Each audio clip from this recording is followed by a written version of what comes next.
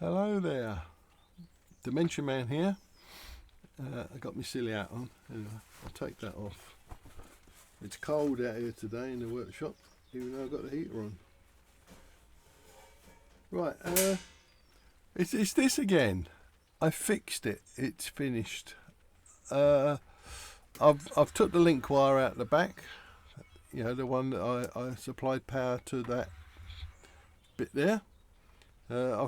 So the original fault was when it was dropped down the stairs. It damaged the case, and I straightened the case all back out and everything, and and then it had the other fault where I had to. It seemed my diode tester was testing the diode as okay, but then it seemed the diode wasn't. So I replaced them two diodes, and it got the power back. I'm there up to the. It's gone up to 4.8 volts on that capacitor that feeds the main chip, which seems to be fine. It didn't need the full 5 volts. But it's all working now. Now, it was partly my fault. I missed it. The CD loader, which is this piece here, that has all the discs in them. This is on the inside bit. When the case was damaged, it was the bottom of it was badly distorted, is the word. In fact, quite a bit. And what it had done, it pushed up the bottom rails on the carriage. I straightened them all out, not realising. I thought, well, the others are them rails are near the bottom case. In fact, one of them almost touches it, right? It's only about 1 millimetre off.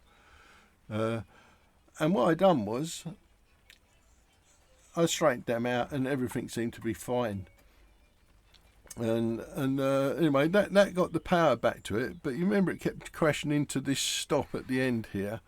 And I said that the sensor senses when it's near the end. It counts up to 100 and then starts to slow down, stops and goes back the other way. You will never guess what I missed.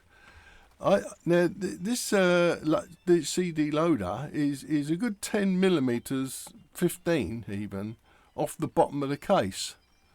And what had happened was, obviously, when they, I don't know how it happened. This is heavy metal. It's not just flimsy steel stuff. It's pretty heavy stuff. The case must have punched up, hit the CD loader, this bit here, with the CDs on it, which again is on a metal track. We're talking of boxed metal. So you know. Anyway, what it done was it pushed it up like that, and then the bottom case obviously had sprung back down. I straightened it all out, not thinking of. I didn't think it would even have touched that because it's. I can get my fingers under it between the case and the loader rail, because obviously the laser has to sit underneath there and travel along underneath. I suppose it's a good thing that the laser was parked at the time, because it's protected with an extra piece of metal at that end. So the problem was it had actually bent it up, and so what was happening is the sensor on this that sensed how many CDs and where it is on the track wasn't shining through the little holes up this end. That's why it would play a single disc, because that end, on that end of the track, it hadn't got bent, so that was still in line. And so this end was bent, which I'm surprised at. It took a lot of force for me to push that back down. I had to get both thumbs on it inside there and physically push it down. And and I'm not a little geezer. I put about, I'm like 15 stone, and it took a lot of weight to push that back down. I had to be careful I didn't push it too far because it would trap the laser. Anyway, now if I change disc,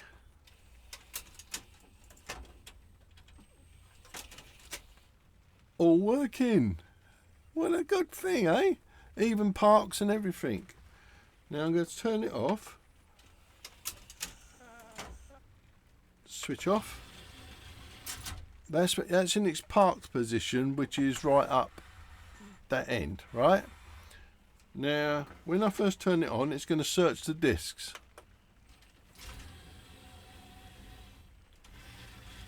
It's exactly what it's supposed to do. It's had a look at the disc, and it's going to now play disc 89. Oh, if I press the right button.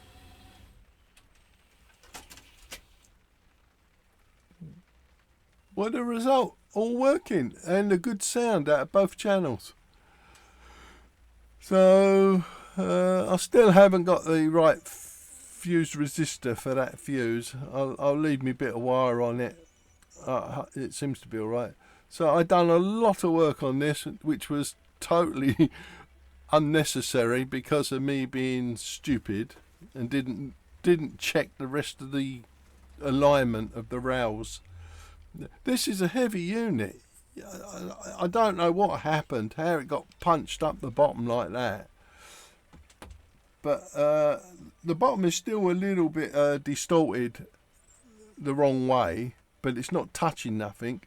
But so that's all it was. It was just the rail that took all them discs was bent enough for the laser to miss the little holes, the 100 or so holes, which tells it where it is on the discs, and that's why it was mucking around on this end.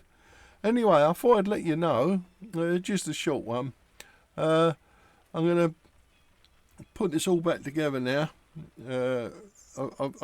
I've still got to do something with the hinges. I've glued them on, but super glue is not a very good glue for hinges. I might try and make up some hinges for it. But I won't. That's a lot of time consuming, and it's a difficult one for me to do on camera because I haven't got the space or anything. Anyway, it's good, isn't it? I'll see you again soon. Or I'll speak to you again soon. Thanks for watching my videos. It's purely for information. Hopefully that the information I'm giving people is not leading them the wrong way to a problem. But as you can see, if you keep at it and keep looking, in the end you get there. Anyway, bye now for now, and see you again soon.